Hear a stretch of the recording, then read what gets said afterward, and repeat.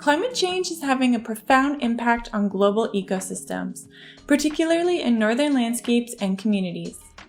The Arctic is changing in unrecognizable ways as it continues to warm at least 3 times faster than the rest of the world. In the face of these challenges, knowledge co-production, community building, and Inuit and settler collaboration are central. The exhibition, Dark Ice, explores the intersections between the unique artistic, studio, and land-based practices of Leslie Reid of Ottawa, Ontario, and Robert Kautuk of Kangiqtugaapik, Clyde River, Nunavut. These photographs illustrate daily activities undertaken by Kautuk in various seasons, mostly around Kangiqtugaapik, Clyde River. The individual works have been arranged from light to dark. As the ice melts and becomes thinner and darker, its surface absorbs heat faster, making this arrangement also symbolic of an unnatural darkening of the planet. During the Cryogenian period, approximately 720 to 635 million years ago, the entire planet was covered in ice. Although ice ages and greenhouse periods are natural cycles of Earth's climate, they have been tipped off balance by human-driven emissions and rapid global warming. This work by Reid features photographs of Ediacaran fossils, our planet's first life forms, at the coastal cliffs of Mistaken Point Ecological Reserve on the southeastern tip of Newfoundland. Seen from above, the island Umiuyak, Ignis Monument, appears to have the shape of a umiak boat, as its Inuktitut name suggests. Here, Kautuk shows what the island looks like in different seasons. Awareness of cyclical transformations is critical as hunters rely on their knowledge of ice and flow edges for survival. Survival and transience echo across these works, reflecting the interconnection between preservation and adaptation. Reid shows the fragility of flora and fauna in a harsh landscape close up, all of which are under threat from increased rain and snow caused by climate change.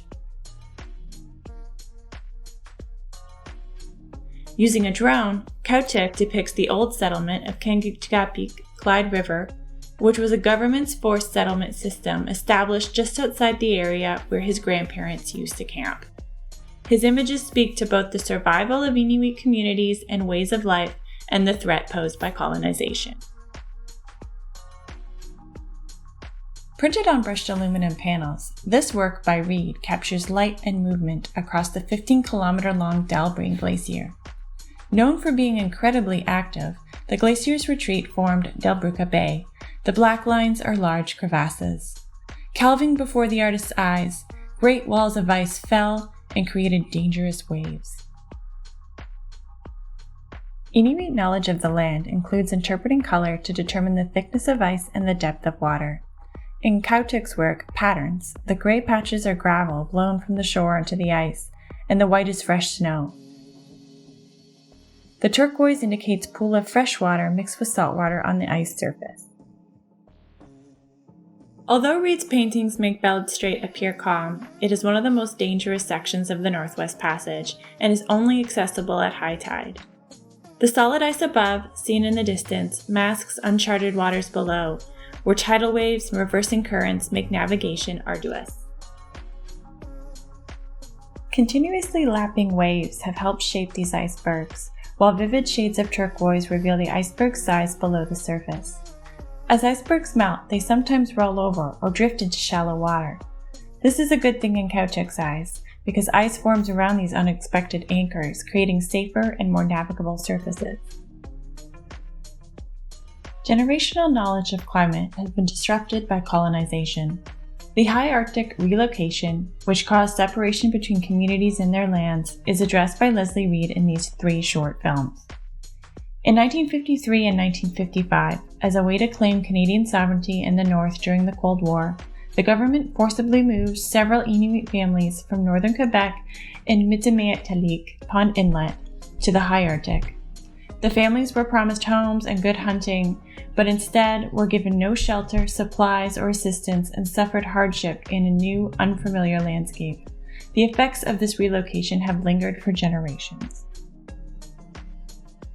Fascinated by the design of the cracks along the top of the river, these two works by Robert Kautuk depict freshwater ice. The community of Kangiqtugaapik, Clyde River, is located on a floodplain surrounded by fjords stretching all the way to the Barnes ice cap. This ice cap dates back to the last glacial period, and its rapid melting is clear evidence of climate change. In her series Through Time, Through Space, Reid juxtaposes images that show ice as both shifting and fragile.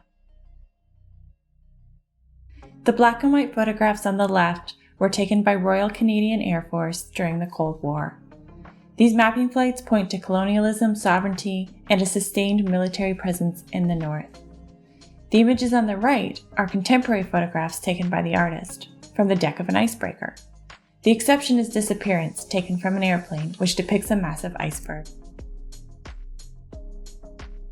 Like many of Kautuk's photographs, these two works reveal evidence of people on the land.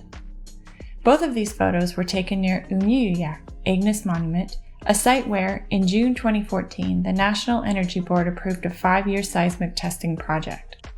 The local community of Kangiqtugaapik, Clyde River, was not properly consulted about the project, despite the fact that their culture, subsistence, and livelihood rely upon protection of the area.